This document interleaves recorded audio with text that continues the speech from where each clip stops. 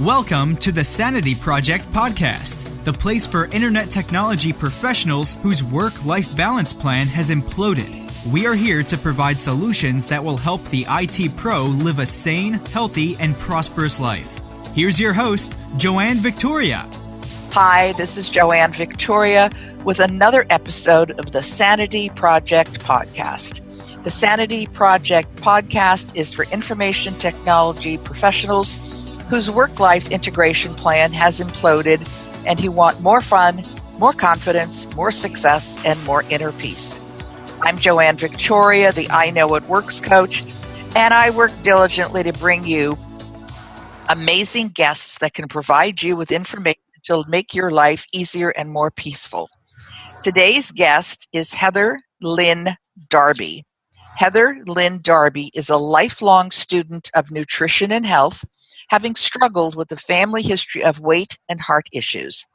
As young as 10, Heather was conducting science fair experiments about whole foods nutrition and now is a precision nutrition certified coach and a National Association of Sports Medicine certified personal trainer.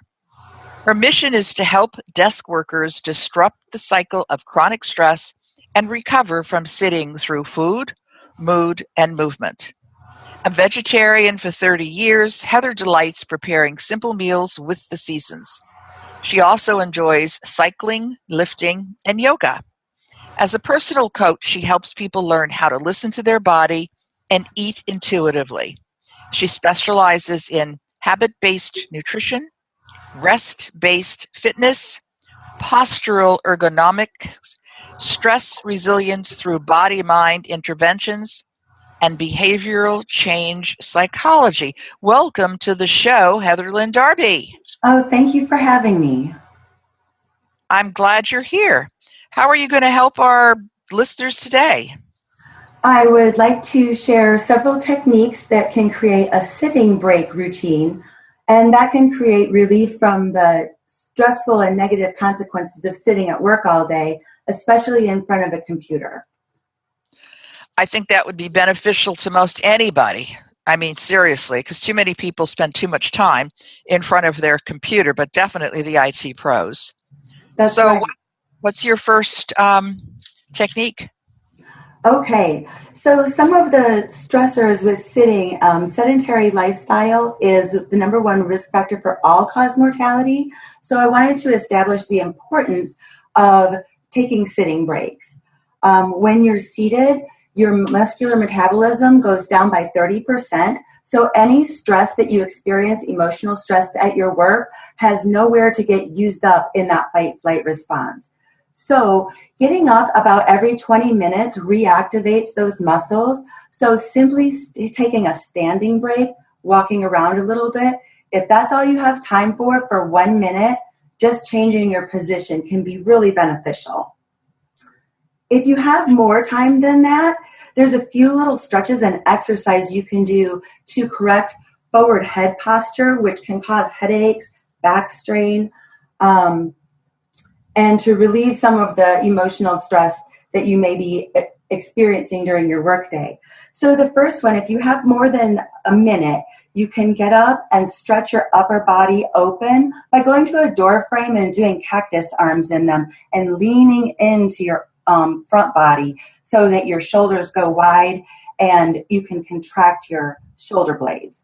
So if you do that with a little bit of deep breathing for about 30 seconds, it resets your diaphragm and you're able to get more oxygen from each breath by engaging a deeper set of lungs. Like when you're shifted forward and crouched, you're actually compressing your lungs. So you're reversing that by opening up your chest for a few seconds.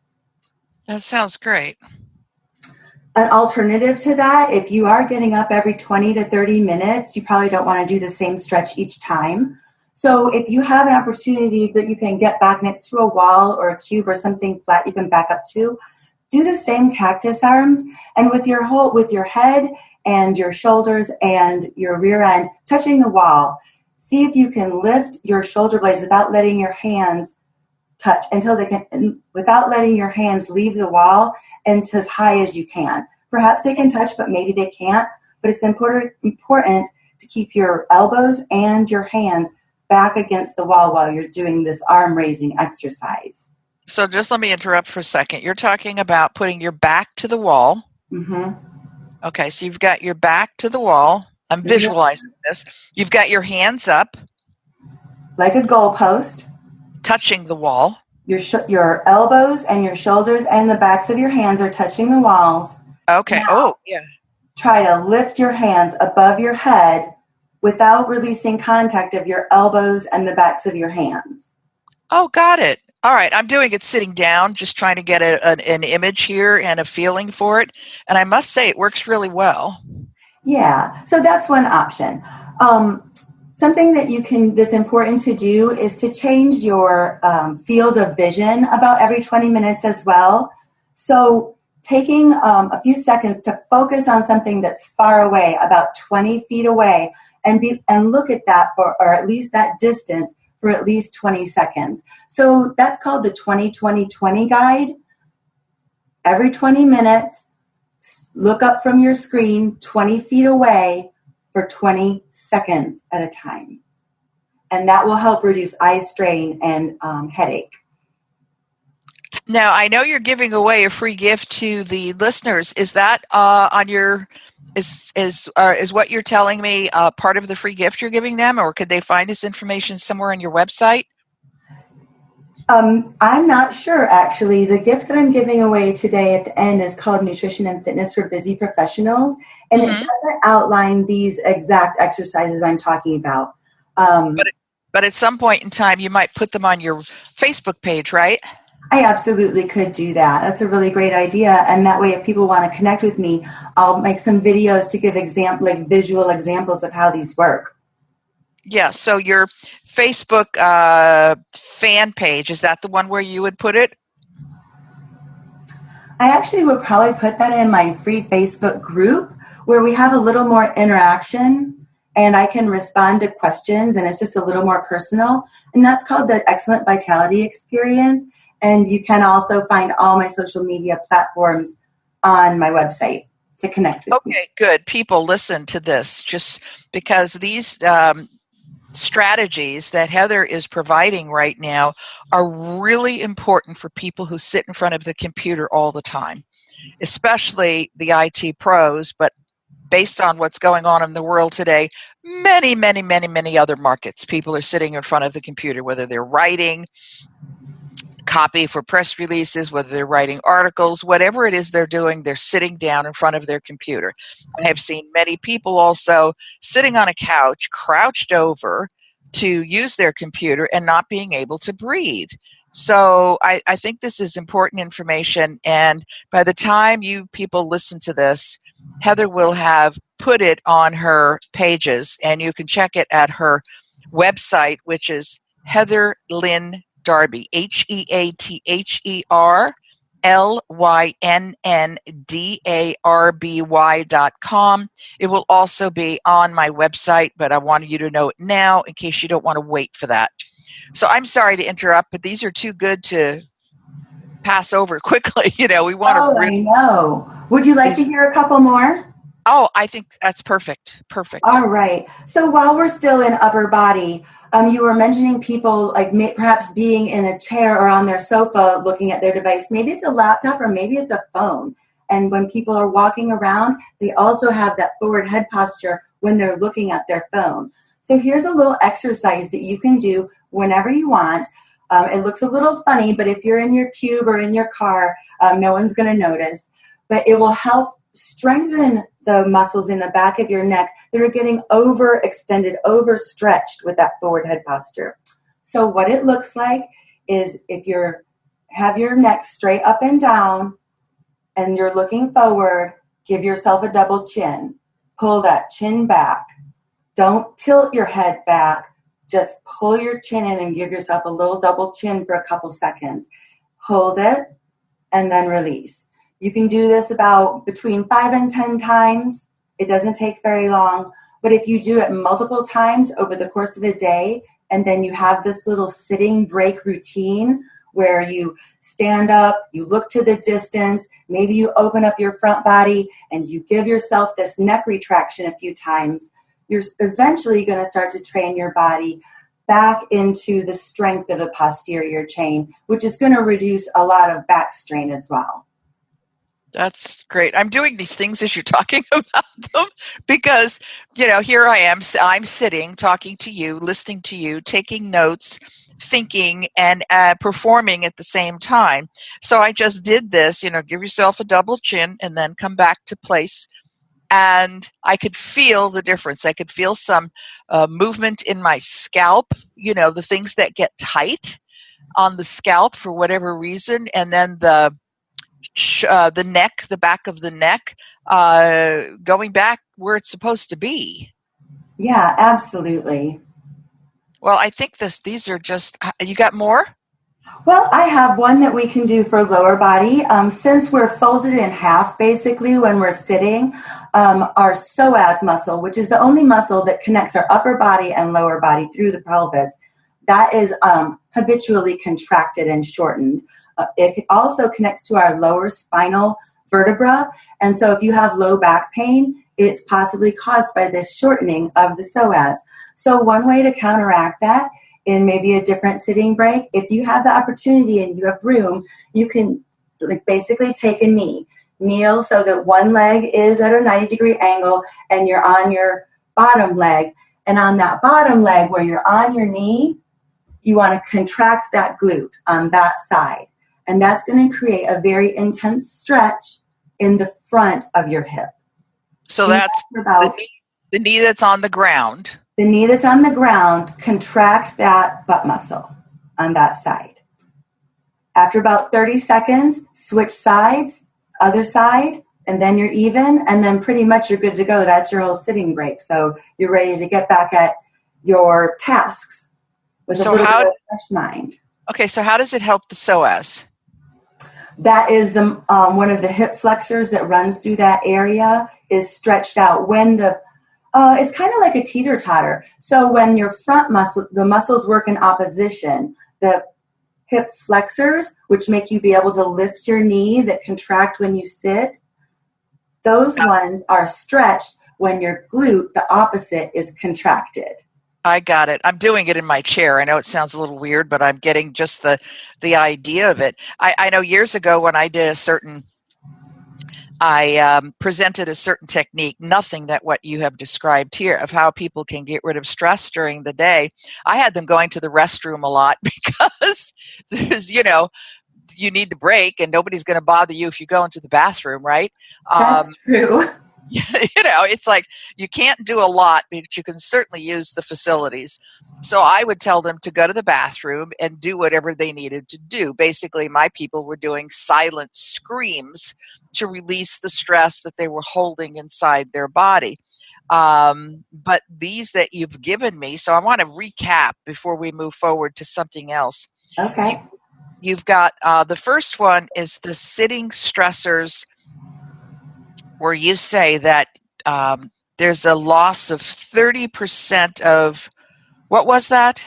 Your muscular metabolism, your cellular metabolism basically slows when you're inactive, and when you're seated, it drops dramatically. It's like you're telling your body you're shut off.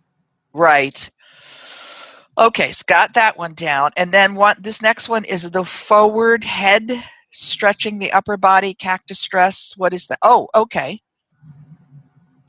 So there was the upper body when you're doing the wall slides with your arm, and then there's the upper body where you're doing the neck retractions, where you're giving yourself a double chin.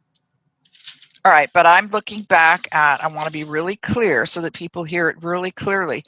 Okay, so we've got the crouching with the lungs, and then we have every 20 minutes go to the wall with the back to the wall, and change your field of vision, the 20-20-20. Which is every 20 minutes, look 20 feet away for 20 seconds. Correct. Is that right? Okay. And then give yourself, the double chin, which I like, and the lower body. I guess I'm not clear on the second one, which was the head forward posture, where people are That is actually the symptom that we're trying to reverse. I see. Okay. Sitting, of having that forward head posture. And you're reversing that by strengthening the back of your neck with the chin retractions.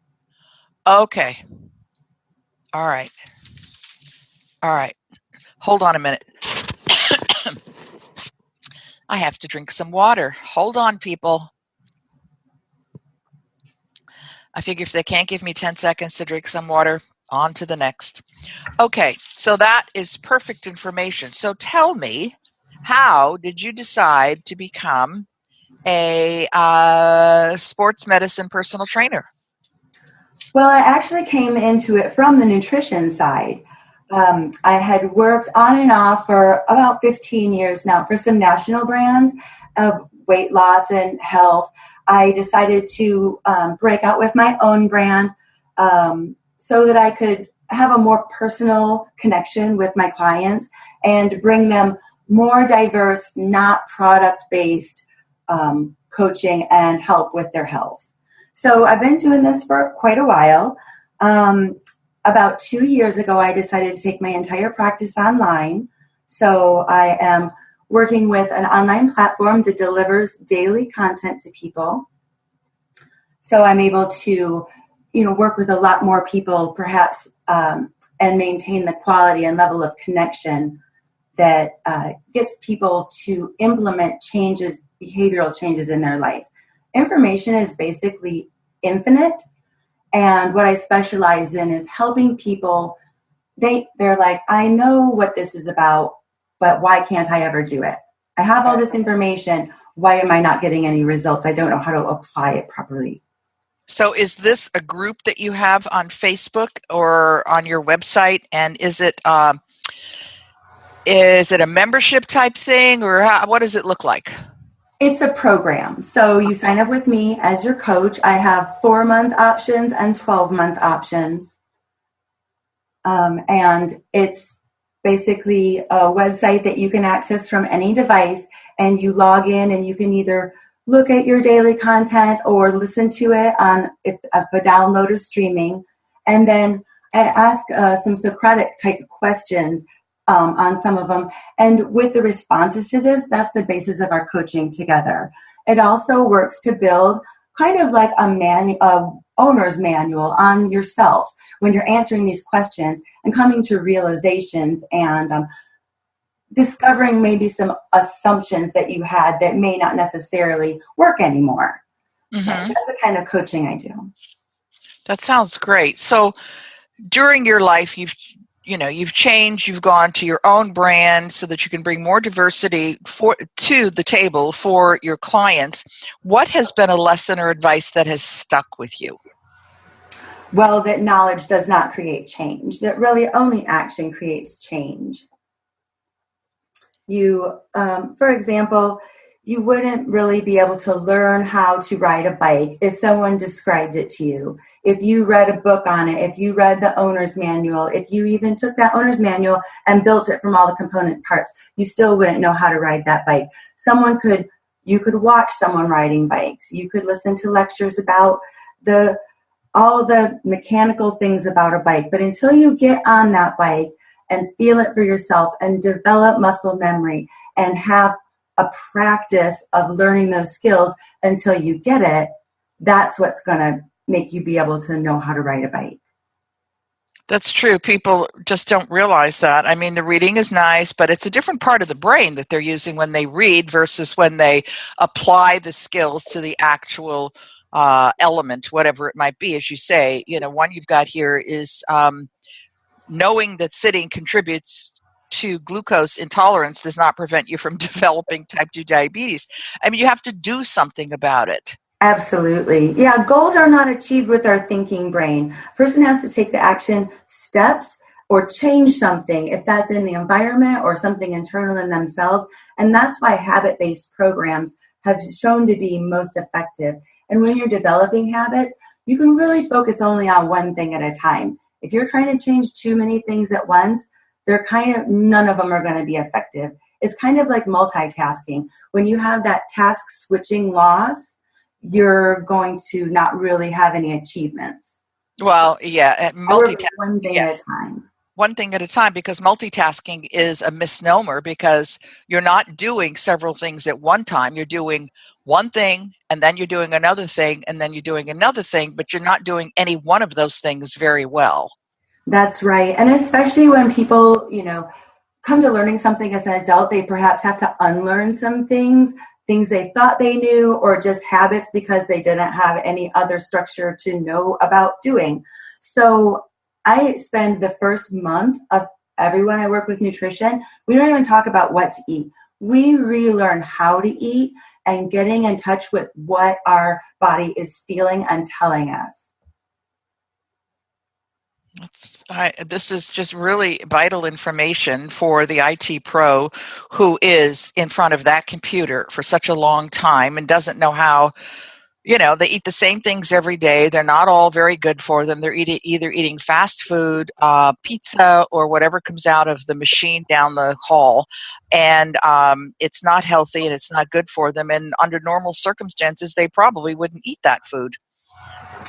Yeah, it's definitely about the environment that you're in. It's also about being proactive rather than reactive.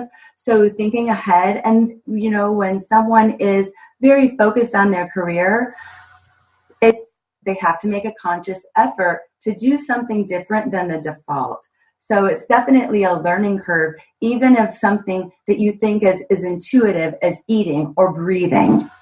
Right. Well, eating can be too intuitive. It's like I only want to eat what I like. All right. Is there anything else you want to say before we close this out? Because you've got mountains of information. People, listen, HeatherLynnDarby.com. Everything will be there. You're going to get your free gift there. You're going to get more information about going to her sites, find information about her program, Nutrition and Fitness for Busy Professionals, and you'll find ways to fix a broken diet, stay in shape when you're busy, and the power of sleep. If we could all have 8 hours of sleep a night, the world would be a peaceful place now, wouldn't it? Oh, yeah. I love my 8 hours. It's so important. Oh, I know. I need 8 hours. I don't always get it. But onward we go. Well, I want to thank Heather Lynn Darby for showing up today and giving some great information to our listeners. And I hope you take it to task, people. I hope you pay attention to what Heather has had to say about the sitting strategies to create relief from negative consequences of sitting at that computer at work all darn day long. Thank you very much, Heather, for being here, and I really appreciate it, and I know our listeners do as well. Thank you so much. I really enjoyed it. Well, this is Joanne Victoria saying goodbye for today, and the best thing that you can do about this podcast by Heather Lynn Darby is tell your friends to listen. Download it and listen. I think something like what Heather has said today deserves to be on your phone or your most, attached device, shall we say, the one that you listen to the most, because if you get involved with her program, which, check out for yourself, but if you do get involved with her program, you will get daily messages on doing certain things that will benefit you. So have a great day, everybody. And if you want a free book called The True Self Handbook, The Guide to Transform Your Life, go to my website at AskJoanneVictoria.com. Bye-bye. I hope you enjoyed this episode of the Sanity Project podcast. Please go to AskJoanneVictoria.com and continue the conversation on her podcast page. And get a free copy of her book, The True Self Handbook, a guide to transform your life. That's AskJoanneVictoria.com. Take care, and thanks for being here.